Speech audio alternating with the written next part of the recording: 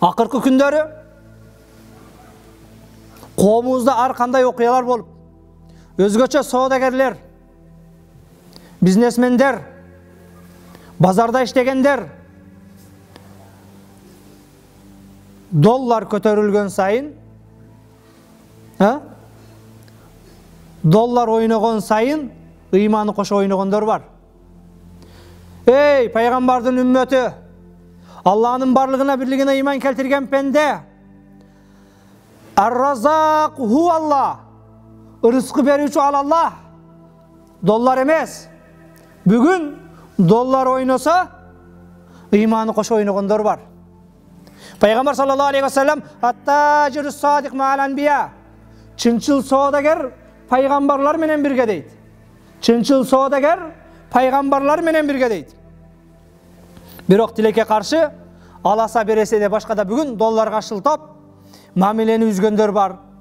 Динди жыйыштырып четке коюп койгондор бар. Тилекке каршы бул биздин уткурганыбыз. Бул биздин Кудайдан алыстыгыбыз. Кээде бардык эле нерсени долларга шылтап коюп, мына ушундай бир эл кыйналып турган учурда, адамдарда кээ бир нерсе дефицит болгон учурда, тартыш болгон учурда, ошол мүмкүнчүлүктөн пайдалангандар, ал жол менен силер ийгиликке жетем, берекелүү болом, ал жол менен акча таап, баламды үйлөйм, кызым турмушка узатам, кенен үй салып жыргап жашайм деп ойлобо.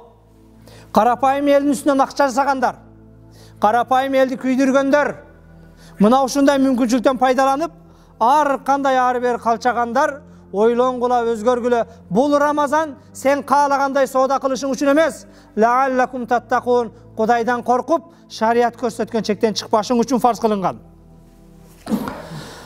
Анна ражулан жаа иля Расул саллаллаху алейхи ва саллям, күндөрдүн биринде бир киши пайгамбарга келди дагы, факал, я Расулаллах, айюн нас ахаббу илаллах, Аллах Таалага эң сүйкүмдүү адам ким деди.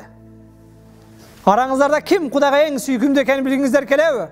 Пайгамбар саллаллаху алейхи ва саллям, ахаббун нас илаллах анфаухум линнас. Аллах Таалага эң сүйкүмдүү адам анфаухум линнас, адамдарга пайдалуу болгону дейт.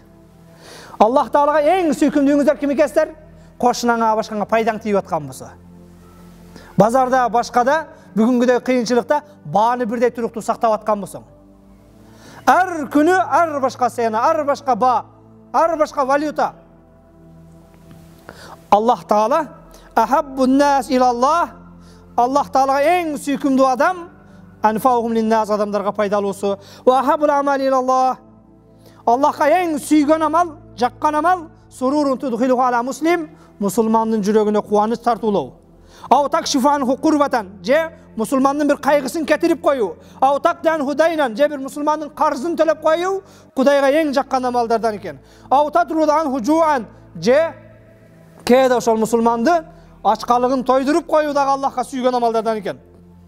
Пайгамбар саллаллаху алейхи ва саллям хадис уламдысында, "Вали ан амши ма ахин фи хажатин", мен үчүн бир мусулман, бир тууганымдын, кошунамдын, тууганымдын, досумдун муктаждыгында жүргөн бир мусулман, бир тууганымдын муктаждыгын бүтүрөм деп, ошого жардам берем деп, ошону менен жүргөн, ахаббу илайя мин ан а'такифа фи хазал масжид, яни масжидил Мадинати шахран.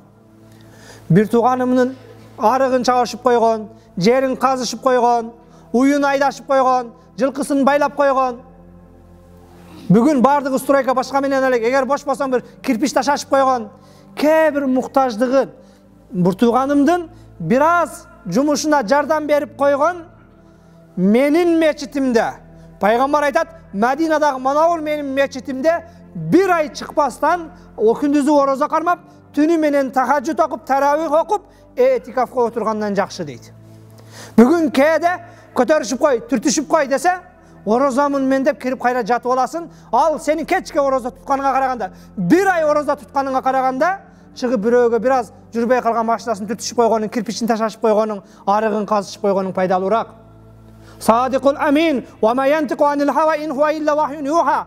Аллахнын вахиси менен сүйлөгөн чынчыл пайгамбар айтат, мен үчүн бир мусулмандын проблемасын чечип койгон, бир мусулманга тамак тартуулап койгон, бир мусулмандын кичине жумушуна жардам берип койгон, менин Мадинадагы мечитимде бир ай орозо кармап, этикафта олтуруп, ибадат кылгандан жакшыраак дейт.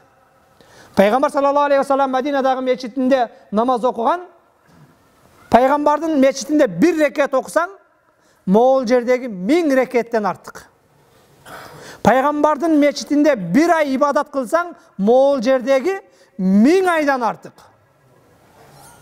Ошол артық болған ибадатты Пайғамбар саллаллаху алейхи вассалам мына ошол ибадат қылғанға қарағанда bir musulmanның қошынамның bir жұмышын қылышып қойған мен үшін жақсырақ дейді.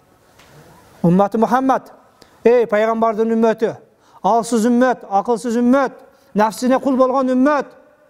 Бардығымыз мақсатымыз бүгін үйренген терминдеріміз мәшалла, иншалла, астағфирулла, түшінгені де, түшінбеген де ушын сіле өзі мұсылман қылып көрсетеді.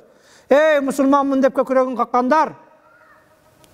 Жаратқан Аллах Тағала ибадатқа, намазға, оразаға қандай чақырса, Biri-biribizдің көй-көйімізді шешкенге, проблеманы шешкенге андан көбірек чақырады.